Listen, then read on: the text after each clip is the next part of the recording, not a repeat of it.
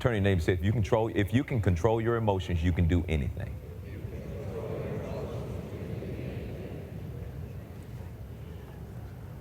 Woo! Hey, let's go to Proverbs chapter 16:32, because Proverbs 16:32, I want to look at it in the King James and the Amplified. Proverbs 16:32 says something like this. It talks about if you can control your emotions, I mean, you're mightier than any army.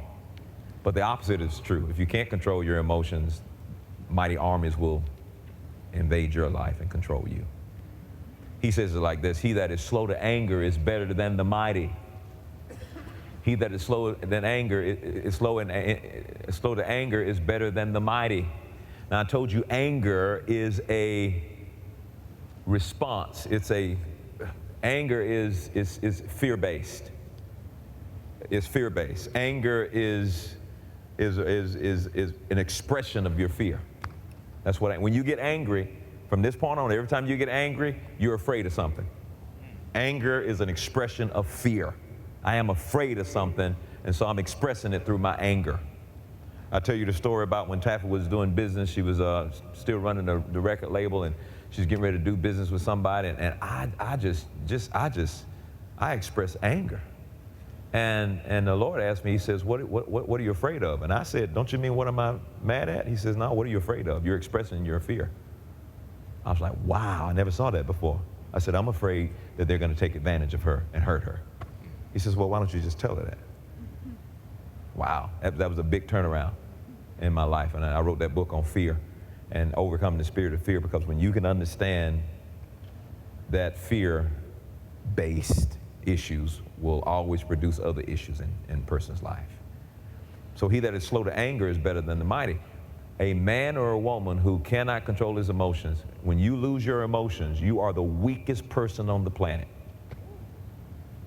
When you lose your emotions. I gave an illustration the last time I was here about, let's say, a person who was driving his car, and it was your brand new car. It was your brand new expensive car.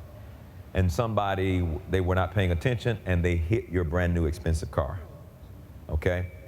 And instead of you waiting till the police showed up and do everything properly, you jumped out of the car, you got in this person's face, you were expressing your fear, your anger, you're out of control, okay? And, you know, the person kind of brushed you, and you hit them. All right, now the police comes, and they arrest you.